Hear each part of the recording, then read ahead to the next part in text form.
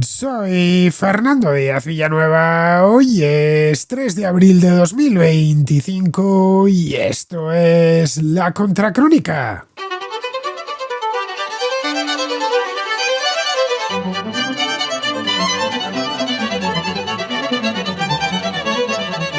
Aproximadamente el 80% de la tecnología e infraestructura digital europea es importada y 7 de cada 10 modelos de inteligencia artificial empleados a escala mundial provienen de Estados Unidos.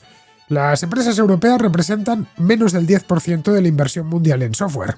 Su dependencia de cadenas de suministro y tecnologías extranjeras es evidente. El acceso a tierras raras, la fabricación de semiconductores y los sistemas de inteligencia artificial están controlados por potencias como China y Estados Unidos. Se acabaron además los años de gas barato proveniente de Rusia. La vulnerabilidad europea es evidente y va mucho más allá de las a menudo absurdas regulaciones impuestas por sus gobiernos y por la propia Unión Europea. Durante años, los líderes europeos ignoraron a quienes les advertían de que el continente, cuna de la industrialización y del mundo moderno, se estaba quedando rezagado. Hoy, con una situación geopolítica muy distinta a la de hace solo una década, esas advertencias se interpretan como profecías autocumplidas. Europa se ha terminado convirtiendo en un rehén tecnológico de otros países que anticiparon con más precisión el mundo que venía. Las medidas que se han ido tomando en los últimos 3 años, como por ejemplo la Ley Europea de Chips o iniciativas aisladas sobre inteligencia artificial, son insuficientes. La batalla ahora es controlar lo que los expertos denominan la stack, es decir, la pila tecnológica, un sistema de capas interconectadas que va desde las materias primas hasta el software. En Estados Unidos, por ejemplo, la investigación en inteligencia artificial está vinculada a chips propietarios mediante proyectos como Stargate. China, entre tanto, controla a placer cadenas de suministro completas. Frente a ello, Europa carece de una estrategia unificada. De hecho, hoy por hoy carece de una estrategia. La propuesta es Eurostack, un ambicioso plan para reconstruir la infraestructura tecnológica europea en 7 capas. Materias primas, chips, redes, Internet de las cosas, nube, software, datos e inteligencia artificial. Cada capa aborda un punto débil crítico. Por ejemplo, China controla el 60, 70, incluso el 80% de las tierras raras, dependiendo de cuál, esenciales para los semiconductores, para las baterías, y además restringe las exportaciones de algunas de estas tierras raras, como el galio y el germanio. Europa debe aliarse con países ricos en recursos, como Namibia o Chile, invertir en reciclaje y al mismo tiempo enfrentar dilemas morales como los minerales provenientes de los países africanos en guerra. En la capa de chips, Europa produce solo el 9% en un sector dominado por Intel, por Nvidia y por TSMC. La holandesa SML, líder en litografía, sufre las presiones de Estados Unidos y China. En conectividad, la dependencia de Starlink en Ucrania o el dominio de Huawei en la tecnología 5G muestran la urgencia de desarrollar un 6G propio. El Internet de las cosas está en manos extranjeras. En la nube, Amazon, Microsoft o Google controlan el 70% del mercado.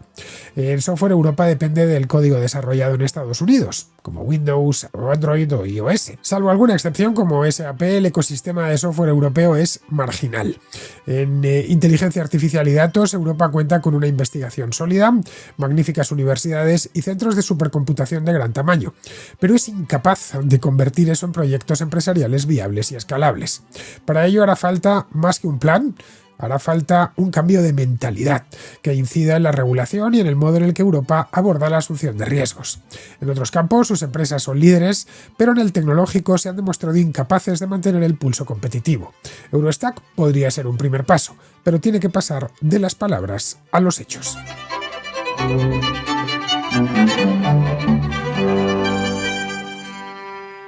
Desde hace un tiempo se habla de forma constante de que Europa está asediada.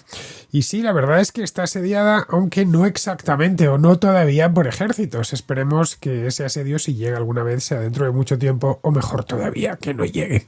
Está asediada por otros motivos más prosaicos. Está asediada por cadenas de suministro a las que no tiene un acceso directo, está asediada por software propietario sobre el que no tiene control, está asediada por algoritmos que no se han diseñado en Europa y que son los que mueven los sistemas más modernos de inteligencia artificial, está asediada por tierras raras, por semiconductores avanzados y sistemas de inteligencia artificial. que se utilizan dentro de Europa, pero que no han sido, en el caso por lo menos de los sistemas de inteligencia artificial, desarrollados aquí. En casi todos los casos, tanto las tierras raras como estos sistemas de inteligencia artificial, como los semiconductores avanzados, pues están en manos de potencias extranjeras. Vemos, por ejemplo, cómo Estados Unidos o China se encuentran desde hace un tiempo ya en plena Guerra Fría tecnológica en este caso, y vemos también, y esto nos ha pillado bastante cerca, como Ucrania, la guerra de Ucrania, ha obligado al continente europeo a reinventarse en cuanto al suministro energético. Vemos también cómo la carrera por la supremacía en la inteligencia artificial está cada vez más concurrida y va más deprisa, pero en la que en esta carrera no hay competidores europeos y por ahora tampoco se les espera. Eso es lo cierto. A poco que echemos un vistazo así muy general, he tratado de ser lo más sintético posible, lo que observamos es cómo la fragilidad de Europa es más que evidente. Por Europa hay que entender la Unión Europea más algunos países importantes, caso del Reino Unido, que no están ya en la Unión Europea, pero que comparten con la Unión Europea buena parte de sus problemas. En este caso, el sino del Reino Unido es similar, por no decir idéntico, al del resto de la Unión Europea. Hace solo unos años todas estas cosas que os cuento no parecían importar demasiado y no parecían importar a casi nadie. Que todo eso la inteligencia artificial hace pues 20 años no podíamos hablar de ella, obviamente, más allá de la ciencia ficción, pero de otras cosas sí que se hablaba. Pero no era un asunto que quitase el sueño a nadie, que todo eso proviniese de fuera de Europa, pues era un asunto menor. Diría incluso que hasta intrascendente, en tanto que el mundo del año 2010 o del año 2015, me vengo muy cerquita, como veis, solo 10 años, era muy distinto al actual, pero realmente distinto, más de lo que imaginamos. Es un mundo que nos lo acabamos de dejar atrás y por lo tanto tendemos a pensar en algunos aspectos que todavía seguimos en él. Estos cambios, sobre todo cuando se producen rápido, no da tiempo a asimilarlos, pero no. Desde el punto de vista geopolítico ha cambiado radicalmente. Ha sido en un par de compases, pero nos encontramos, os lo he dicho muchas veces aquí en la Contracrónica, ante un mundo muy diferente al anterior. Las relaciones transatlánticas, por ejemplo, hace 10 años pues eran inmejorables. Esa es la verdad. La relación con China no es que fuese inmejorable, tenía sus más y sus menos, pero era en esencia buena. Y la relación con Rusia, aunque hace 10 años, en 2015, ya había enseñado la patita en Crimea y sabíamos que de Vladimir Putin pues podríamos esperar cosas malas o inestabilidad, todavía se pensaba que mediante sanciones y buenas palabras y nuevos gasoductos pues la cosa se podría reconducir. Algunos advirtieron en aquel entonces que ese estado de tranquilidad podía cambiar. Y que además, en el caso de que cambiase, podría hacerlo en muy poco tiempo, mucho menos de lo que imaginábamos. Vamos, que había que estar preparado, mirando lo que hacían los demás, viendo por dónde iban las cosas y tratando de anticiparse en terrenos como por ejemplo sobre la inteligencia artificial que os decía pues hace un momento, que hace 20 o 25 años pues ya aparecía en las películas de Hollywood y poco más. Hay una película de hecho de Steven Spielberg que se titula así Inteligencia Artificial, pero no era un asunto que poblase nuestra vida común y corriente, como sucede hoy en día. Hace 10 años sí ya se hablaba de inteligencia artificial, obviamente no tanto como ahora, pero sí que se empezaba a hablar de esto. Estaba eso sí en pañales en comparación con los sistemas que tenemos hoy en día. Pero vamos, ya prometía en el año 2015 convertirse en la siguiente revolución tecnológica tal y como está sucediendo. A esas advertencias de las que os hablaba, lo cierto es que nadie les hizo caso, o casi nadie, y menos que a nadie los líderes políticos europeos, que en aquel momento pues estaban, como siempre sucede, encantados de haberse conocido y, bueno, en concreto en el año 2015 estaban centrados en cómo sacar adelante el Acuerdo del Clima de París, recordadlo, que se firmó pues en el mismo 2015, es decir, hace justo 10 años. Entre tanto, los reguladores europeos, tanto los reguladores de la Unión Europea como los de los distintos países, bien conocidos en todo el mundo por su celo y su trabajo incansable, estaban en aquel entonces escudriñando el mercado, viendo dónde poner nuevas trabas, con la ilusión de que otros les iban a seguir. Es decir, el mito del superregulador, que en algunas cosas ha sido cierto, en otras no tanto. Pues bien, ese mundo que teníamos hace 10 años ha cambiado. Y lo ha hecho, tal y como advertían los pesimistas, lo ha hecho de golpe, mucho más de golpe de lo que pensábamos. Los europeos se han encontrado de frente a una realidad a la que no querían mirar. Pero a la que no querían mirar no hace 10 años, a la que no querían mirar hace solo 4 o 5. Su precariedad digital es evidente. Y poco o nada se ha hecho nuestra, en tanto en cuanto yo soy español y por lo tanto europeo. Estoy en territorio de la Unión Europea y cuando no estoy aquí estoy en territorio británico. Lo mismo da que me da lo mismo, así que puedo incluirme. Vamos, que nuestra precariedad digital es evidente. Y poco o nada se ha hecho en los últimos años para ponerle remedio. A raíz de la pandemia, que también podemos hablar de ella como un vierteaguas de muchas cosas, y sobre todo, 2 años más tarde, con la invasión, con motivo de la invasión de Ucrania, muchos despertaron en Bruselas, no solo en Bruselas, también en las capitales de los distintos países de Europa, dando la voz de alarma. De, caray, ¿qué ha pasado aquí? Esto nos lo hemos encontrado de repente, pero hay que tomar medidas y hay que hacerlo cuanto antes. Y medidas se han tomado, tampoco hay que ser excesivamente pesimista, más o menos ya se han dado por enterados de lo que está sucediendo, pero son medidas, en todos los casos, fragmentadas, vacilantes. Estas medidas además se han demostrado ya a estas alturas, las primeras empezaron a tomar hace 3 años, se han demostrado que no son suficientes, ni muchísimo menos. Una ley europea de chips por aquí, que recordémosla, hace 3 años justo, cuando se... Bueno, y además esto vino por la escasez de semiconductores. Recordadlo, hice varios programas sobre este mismo tema ya por 2021, que coincidió, como todavía no se había producido la invasión de Ucrania, coincidió con la salida ya de la pandemia y esa sobredemanda que hubo de aparatos electrónicos durante aquel tiempo. Y no solo aparatos electrónicos, baterías para vehículos eléctricos en sí mismos, y el cambio, toda la transición energética que pasa por la electricidad. Bueno, pues en aquel entonces se habló mucho de semiconductores y en Europa hicieron esta ley. O la iniciativa de la nube europea, por allá. Pues la verdad es que estas cosas sueltas no solucionarán el problema de fondo, donde cada capa, desde las materias primas hasta el software, depende siempre de alguien más. Y esa es la verdad. Los avances en inteligencia artificial, por ejemplo, y en eso estamos ahora mismo, demuestran que quien controla el stack tecnológico, el stack que en inglés es pila, es decir, la pila tecnológica, una infraestructura digital organizada en un sistema de capas interconectadas entre sí, está controlando el presente y terminará controlando el futuro. Esto en Estados Unidos lo vieron con tiempo, esa es la verdad, fueron bastante más previsores de lo que lo hemos sido en Europa.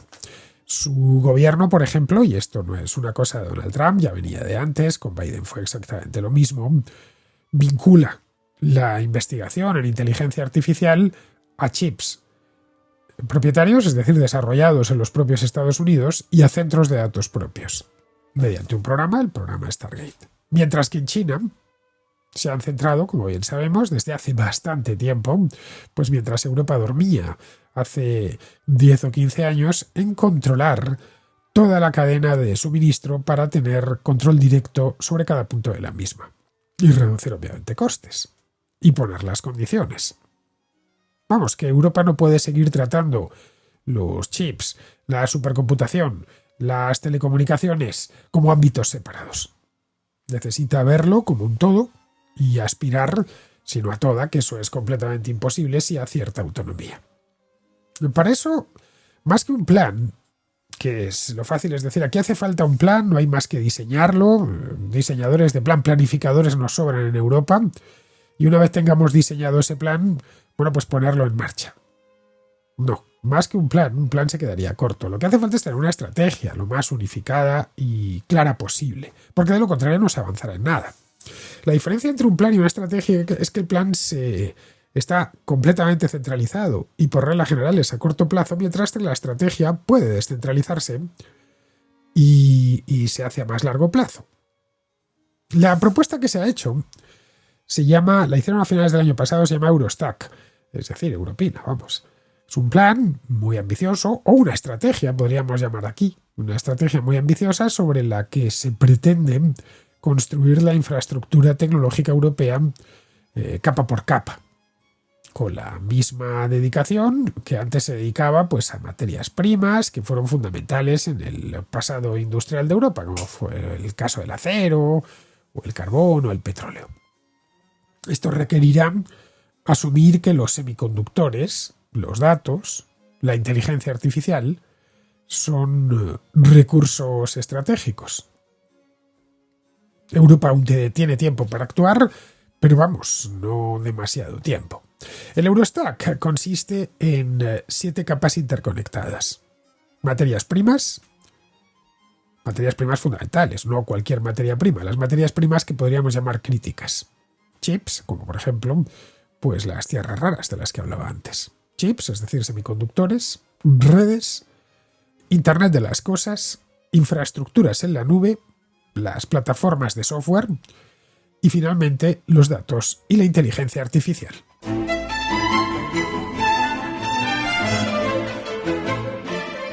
Cada microchip que se fabrica, cada batería, cada satélite, se fabrica a partir de materias primas, de unas materias primas muy concretas, materias primas como el litio, como el cobalto, como las propias tierras raras, que son necesarias para fabricar baterías que Europa no controla. China controla entre el 60 y el 80% de la producción mundial de tierras raras.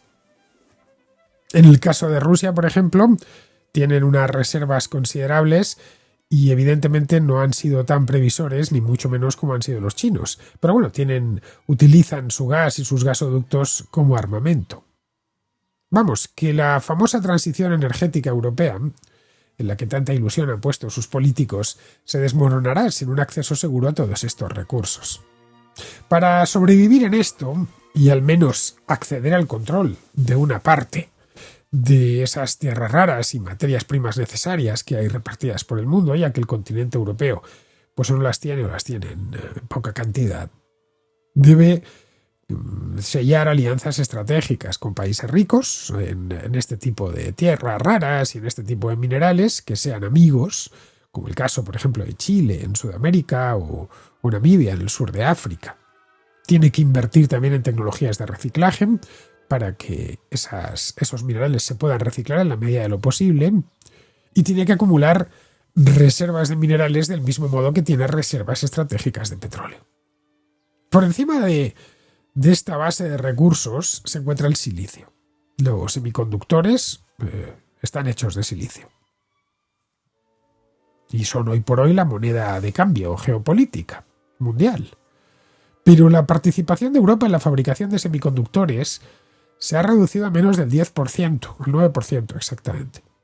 Gigantes estadounidenses como Intel o la propia Nvidia, que ha pasado por este programa varias veces, son quienes dominan el diseño de los semiconductores, al menos de los avanzados.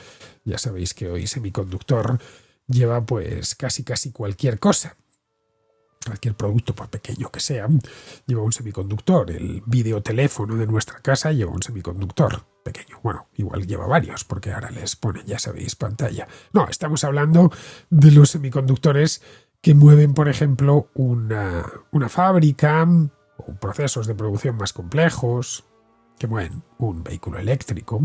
Todos estos son que mueven los sistemas de inteligencia artificial. Ahí Nvidia tomó la delantera hace ya tiempo.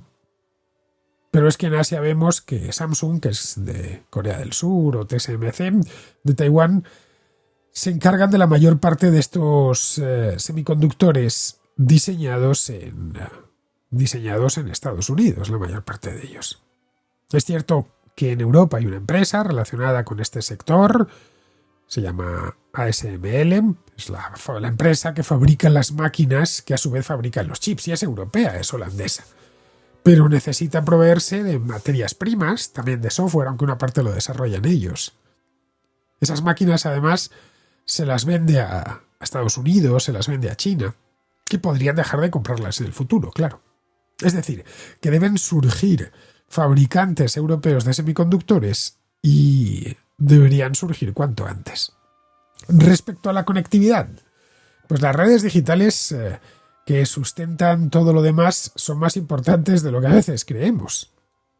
Cuando los rusos invadieron Ucrania en 2022, los generales ucranianos dependían, bueno, de la valentía y del arrojo de sus hombres, que fueron fundamentales, pero dependían también de Starlink, un sistema de satélites estadounidense que se ha demostrado para ellos utilísimo y gracias a él, bueno, coordinaron y siguen coordinando la defensa. Bueno, el mes pasado Estados Unidos les amenazó con cortar el acceso a Starlink si no se avenían a un acuerdo sobre los minerales ucranianos. Recordémoslo. Hay un proyecto similar a Starlink europeo que se llama Iris-2, que se puso en marcha hace ya tiempo, se puso en marcha en 2022 y que contará en principio, creo que son 280 o 290 satélites. A un coste va a salir carísimo, 10.500 millones de euros. Bueno, algo parecido a ese esfuerzo europeo que se hizo hace ya 20 años, el de la red de Galileo de geolocalización, que compite con el GPS o con el GLONASS, que se desplegó, pues creo que fue a partir del año 2005, por ahí. Pero es que Iris-2 va con retraso. Se planeó empezar a desplegarlo este mismo año, en 2025, y ya han advertido que no será posible. Lo han retrasado hasta el año 2027. En redes en tierra, la empresa china Huawei sigue dominando la infraestructura 5G.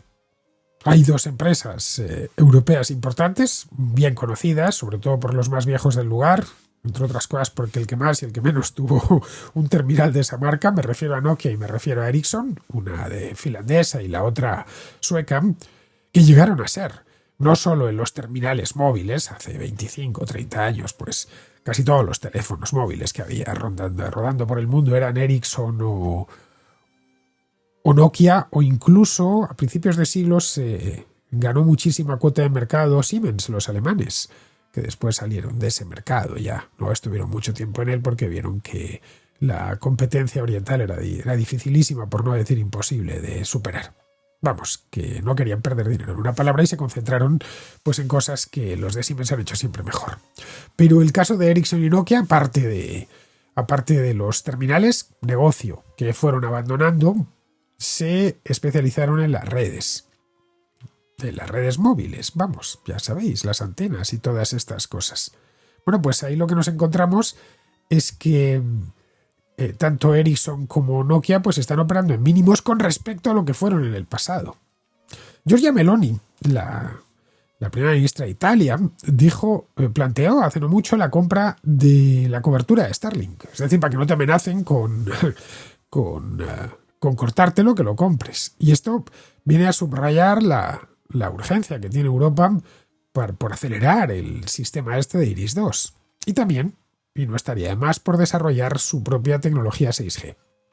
Otro campo de batalla importante, pero a menudo ignorado, quizá porque pasa desapercibido porque lo tenemos ya en un montón de objetos, es el Internet de las cosas. Ya digo, aunque no lo veamos, está muy presente en nuestra vida, más de lo que creemos. Bueno, las luces que iluminan mi estudio no las he encendido con un interruptor, las he encendido y las controlo con el teléfono. Antes de ponerme a grabar, pues enciendo las luces con el teléfono, con una aplicación. Evidentemente las luces están conectadas al router Wi-Fi. Pero no solo. Lo mismo estas dos pantallas que tenéis que se pueden ver los que estáis viendo esto por YouTube a mi derecha, también las controlo con el teléfono móvil vía Wi-Fi, por supuesto. Bueno, tengo incluso en casa, esa no se ve, una mirilla digital en la puerta, por la que puedo ver desde cualquier parte del mundo, allá donde me encuentren. Puedo ver a quien ha llamado por el timbre. Automáticamente me aparece en el teléfono la imagen, en alta definición, por supuesto, y puedo incluso hablar con la persona que ha llamado al timbre, que a veces pues es simplemente un repartidor que trae un libro y le explicas pues que no estás en casa, pero que lo deje en el felpudo o que vuelva otro día. Es decir, son cosas que están conectadas a Internet, objetos. He comentado 4 que tengo yo aquí en casa, pero me consta que esto está por todos los lados y no baratijas como mis luces o mi mirilla o esta pantallita que tengo aquí. No, en absoluto. El Internet de las cosas va mucho más lejos y entra directamente en los puertos, en los aeropuertos, en las fábricas, en las redes eléctricas, en los hospitales. Y qué decir tiene que esto del Internet de las cosas, tanto estadounidenses como chinos, tienen una ventaja notable, muy notable. Viendo aquí a lo que tengo yo en casa, pues los aparatejos o son chinos o son de origen estadounidense, al margen de donde hayan sido ensamblados. En Europa hay extraordinarios ingenieros y dinero suficiente para invertir en empresas de robótica que puedan desarrollar dispositivos, por ejemplo, para las aplicaciones industriales. Luego está el tema de la nube.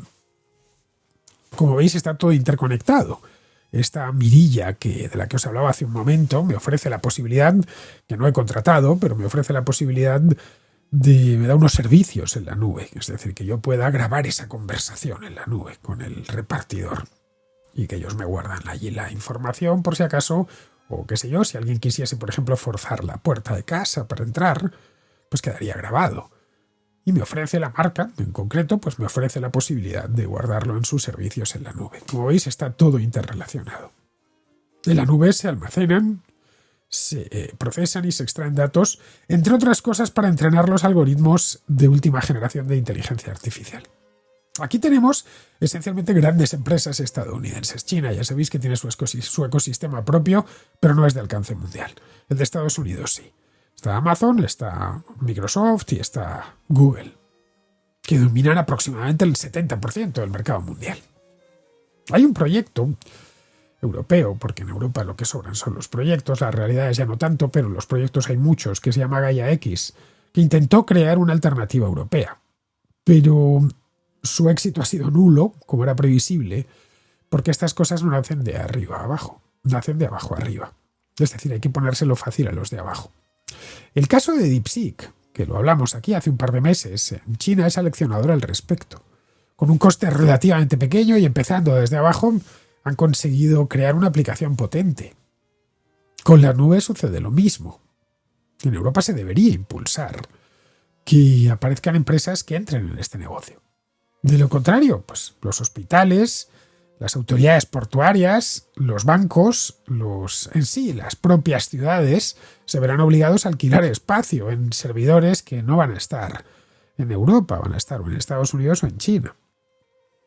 Una nube es más que un mero repositorio de datos, no es lo que os hablaba, pues una grabación de la puerta de mi casa, que también, pero va más allá, es todo un ecosistema construido sobre la descentralización, la interoperabilidad y, por supuesto, estrictos estándares de privacidad y de protección de datos.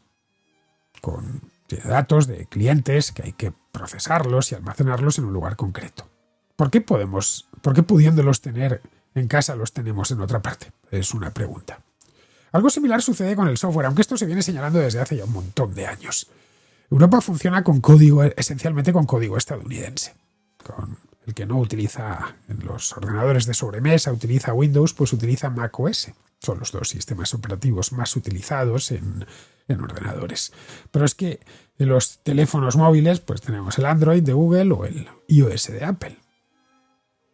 Hay empresas europeas de software, que es el caso de SAP, Wolters Kluwer, que es holandesa, Amadeus, que tiene la sede en Madrid, pero dependen en buena medida de empresas estadounidenses que les prestan servicios en la nube. El ecosistema de software europeo sigue siendo marginal, eso es la verdad. Quedaría el software de código abierto, pero como vía de escape, como esperanza, pero es necesario hacer grandes inversiones en torno a él. Por último, tendríamos la inteligencia artificial y los datos. Una cosa y la otra van de la mano. Que es esa última capa donde se genera o se está generando valor a una velocidad vertiginosa en los últimos 2 años. Ahí Estados Unidos y China han tomado la delantera, de manera muy temprana además, con OpenAI, con Anthropic, con DeepSeek. Pero todavía esto está empezando, el campo permanece abierto a nuevos competidores. Europa tiene centros de supercomputación de alto nivel, algunas de las mejores universidades del mundo y mucha investigación previa en inteligencia artificial. Pero es que todo eso le cuesta traducirlo en proyectos empresariales viables y escalables. Y una vez más hay que ponérselo fácil a los de abajo. Hay que facilitar la inversión, aminorar la regulación, bajar los impuestos, naturalmente. Hay en unos casos que poner la máquina a funcionar y en otros que esta máquina que ya está funcionando lo haga a más revoluciones. Pero claro, eso requiere una voluntad política, por supuesto, y una estrategia clara. Podríamos pensar que todo esto es imposible, que se ha llegado tarde y que nos tenemos que resignar a nuestra suerte. Pero es que países con una base tecnológica mucho menor que la de Europa, como el caso de China, hace 25 años, o Corea del Sur, han conseguido desarrollar tecnologías digitales propias, partiendo, ya digo, de mucho más abajo. En China o en Corea del Sur no había nada parecido a SML, a Nokia, a Ericsson, a SAP. Tampoco había la cantidad de conocimiento que hay en Europa. Luego, el problema es de regulación, sí, pero no solo de regulación. Es también un problema de enfoque, un problema de inversión. Las empresas europeas deben recuperar la competitividad perdida adaptando su regulación y facilitando la inversión y que fluya el dinero hacia sectores como la inteligencia artificial, como los semiconductores, como el software. Simplemente hay que dejar hacer y favorecer el crecimiento. Algo que Europa supo hacer en el pasado, pero que en algún momento, no sé bien yo cuál, se le olvidó. Vamos con la contrarréplica. Empezamos con Tony, que es de Barcelona, y que pregunta qué deberíamos hacer frente a la subida de aranceles por parte de Donald Trump. Hola Fernando, se está hablando mucho y no es para menos de la política arancelaria de la administración Trump, pero echo un poco de menos que hablemos nosotros como países receptores de estos aranceles, de qué forma deberíamos responder a ellos. En países como México o España, la Unión Europea, ¿cuál sería la manera inteligente de adaptarnos a esta situación? ¿Y cuál sería la manera menos inteligente, ¿no? Supongo la manera visceral de decir, pues te ponemos los mismos aranceles. Y bueno, también de qué manera deberíamos actuar con otros socios del mundo, con otros países como China, por ejemplo. ¿Qué aranceles tenemos ahora mismo con ellos? Y si podríamos a lo mejor reducirlos o eliminarlos para adaptarnos, bueno, a comerciar hacia otra banda, ¿no? Bueno, como la cultura económica en España es la que es, yo el primero, pues a ver si puedes reflexionar sobre el tema. Vale, muchas gracias. Adiós. Bueno, Tony, le estás preguntando esto a un liberal, así que ya te puedes imaginar la respuesta. No sé, a mí los aranceles no me gustan nada, creo que lo he dejado ver en muchas ocasiones. De hecho, en un plano ideal, en un mundo ideal, en un mundo perfecto, lo suyo sería que no hubiese aranceles de ningún tipo, es decir, que pudiésemos los seres humanos comerciar libremente sin importar dónde estuviésemos. Bien, eso evidente, como es evidente, pues en un plano ideal. El mundo está muy lejos de ser un lugar ideal. Hay que atarse, por lo tanto, a las limitaciones que impone el mundo real. En el caso de Estados Unidos, y a raíz de todo lo que está haciendo Donald Trump, si de mí dependiese, yo dejaría los aranceles como están. Es decir, no aplicaría ninguna represalia. La razón es sencilla. Los aranceles los termina pagando el consumidor. De manera que si subimos los aranceles a los productos que provienen de Estados Unidos, lo terminaremos pagando los europeos. No Donald Trump, los europeos en primera instancia. Lo he dicho muchas veces y lo vuelvo a repetir. Un arancel es un impuesto con otro nombre. Así que, en el caso de Estados Unidos, y habida cuenta de que esto acaba de empezar y no sabemos a dónde nos va a llevar, bueno, pues dejarlo. Simplemente, tú me quieres subir los aranceles, yo no te los voy a subir a ti. En otros casos habría que hacer matices, claro. En el caso de una potencia extranjera que sea abiertamente hostil, bueno, en ese caso ya sería distinto. Los aranceles pueden disuadir al gobierno hostil de empeorar la situación. En ese caso ya se trataría de una medida, una herramienta de política internacional, algo diferente. Pero eso solo sirve para gobiernos abiertamente hostiles. No sé cómo puede ser el de Rusia, por ejemplo, aunque se ha ido mucho más allá de la hostilidad y está ya directamente sancionado. En el caso de que las relaciones sean buenas, lo ideal es que los aranceles no existan, como sucede dentro de la Unión Europea. O sea, muy bajos, vamos, inapreciables. Ya sé que lo que pide el cuerpo es devolver el golpe, pero en este caso es que nos estaríamos dando dos golpes. Uno el que nos da Donald Trump y otro el que nos damos nosotros mismos, el que nos hemos impuesto a nosotros mismos. Desde el punto de vista político, además, tendría una ventaja. Me permitiría hacer ver a los estadounidenses de a pie que los europeos no tenemos nada contra ellos y que esto es una locura de su presidente. Bien, seguimos con Javier, que es de Granada y que nos habla de la polémica que ha surgido esta semana en España con lo de las universidades privadas. Y en relación con la polémica que ha habido esta semana con la ministra Montero, en todos los ámbitos, por un lado por el tema de la sentencia de Dani Alves, que bueno, yo creo que se habla bastante y es lo de siempre. Se ataca la presunción de inocencias porque por fines ideológicos se intenta vender un discurso que al final choca de lleno contra la Constitución, pero también el tema de la universidad, que es universidad pública y universidad privada. Y empiezan a salir los críticos diciendo que la universidad pública está infrafinanciada, que los sueldos son precarios. Yo, sinceramente, me dedico a la asesoría fiscal. Ahora estamos en campaña de declaración de la renta. Hago muchas declaraciones de la renta a profesores universitarios y los sueldos no son en absoluto precarios. No sé el concepto de precariedad, ¿dónde lo ponemos? Si ponemos la precariedad en 25 mil euros, no he hecho ninguna declaración de la renta de ningún profesor universitario que esté ganando esas cantidades y teniendo en cuenta además el horario y la jornada que realizan, que es muy respetable, pero en absoluto se puede considerar precario, a mi entender, el tema de los profesores y la situación. Aparte de todo, por su licenciatura en Derecho, también he estudiado en la UNED, pero la presencial de Derecho, que es la que te puede llegar a marcar los profesores, yo podré contar con los dedos de la mano grandes profesores que he tenido en la universidad pública. Por lo que yo creo que cuando hablamos de lo público, automáticamente magnificamos el tema de, oye, es que lo público es lo mejor, los mejores profesores son en la pública, están peor pagados. Los peor pagados siempre son los que están en la privada, tanto los médicos como los profesores. Y habrá profesores buenos y profesores malos en ambas educaciones, pero sinceramente la educación pública tiene que velar porque haya mejores profesores y mejores docentes. Y yo, en mi época de estudiante, también han pasado muchos años, puedo contar con los dedos de la mano grandes profesores que he tenido yo en la universidad, en este caso la Universidad de Granada, de Derecho. Eso sí, los que he tenido han sido muy buenos, pero los podré contar con una mano. Y he tenido muchos porque en mi época eran 5 años de licenciatura en Derecho, porque vamos a empezar a bajar el suflé de que lo público es magnífico, insuperable, no lo sé. Yo creo que en el momento que tocamos la palabra público tendemos a engrandecer algo que considero que se infla. Un saludo.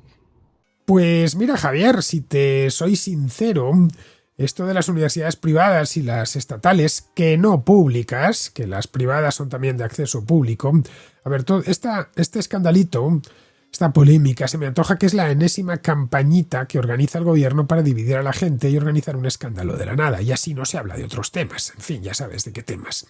En España hay buenas universidades privadas y buenas universidades estatales. Hay también pésimas universidades privadas y pésimas universidades estatales. Hay universidades que disponen de grandes presupuestos y otras que van con lo justo. Yo, por ejemplo, estudié en la Universidad Estatal, en la Autónoma de Madrid, concretamente hace ya muchos años, en una época en la que estaba llena de estudiantes y la formación era buena. Había una biblioteca estupenda con un montón de ejemplares, algunos profesores eran magníficos, otros dejaban que desear, y bueno, y los que salieron, mis compañeros, salieron bien formados. Ya está, ojo, que no era 5 años, se estudiaban entonces, salieron bien formados. Casi todos, bueno, pues hoy una buena parte son profesores de historia, ya sea en la universidad o en la enseñanza secundaria. Pero vamos, otros se dedicaron a otras cosas, como es mi caso. Vamos, ninguno recordamos que aquella universidad viviese la precariedad. Y ojo, te estoy hablando de los años 90, cuando había mucho menos dinero metido en las universidades y muchos más alumnos que ahora. Yo cuando doy alguna charla en una universidad estatal, veo que hay menos gente de la que había cuando yo fui universitario y disponen de medios suficientes, a veces de medios casi de lujo en comparación con lo que yo tenía. Al menos de lo que yo entiendo, que son las humanidades. En el caso de las ciencias, pues ya no te sabría decir, porque yo no estudié ciencias. Pero vamos, me consta que de la Universidad Española, tanto de la privada como de la estatal, salen ingenieros, médicos y científicos muy buenos. Bueno, hace solo un par de semanas, estando en Cambridge, hice una contracrónica con Paco, lo recordaréis, que trabaja allí como biólogo. Paco se formó en la Universidad de Granada y al llegar a Cambridge, pues no tardó nada en encontrar un buen empleo. Pero bueno, lo que yo conozco directamente es la Universidad Estatal. Pero vamos, conozco mucha gente también que ha estudiado en la privada y he tenido ocasión de dar conferencias en algunas universidades privadas. Ojo, algunas magníficas, como la de Navarra o la San Pablo CEU. Y también he estado en universidades del Estado que son de primerísimo nivel. A ver, en España no tenemos nada parecido a Harvard o a Cambridge o a Oxford o a Stanford, pero sí hay universidades buenas. También hay escuelas de negocio de talla mundial, o puede ser el Instituto de Empresa, o ESADE, o el IES. En resumidas cuentas, que no creo, sinceramente, yo que la educación universitaria constituya hoy un problema en España. De verdad, te lo digo. Quizás su principal amenaza hoy por hoy es que escasean los estudiantes. Y hay muchas universidades, hay mucha competencia, sobre todo entre las privadas, pero también las estatales compiten entre ellas. Especialmente en provincias, las provincias menos pobladas, donde abrieron universidades hace 20 o 30 años, pues hoy por hoy parecen a veces poblados del oeste completamente desérticos. Bueno, para esto Alberto Garín tiene una teoría muy buena. Dice que llegado el momento, dentro de muchos años, pues tendrán que desamortizar esas universidades hechas a finales del siglo XX, por falta de alumnos, esencialmente, como se desamortizó en el pasado aquellos monasterios de la Iglesia Católica.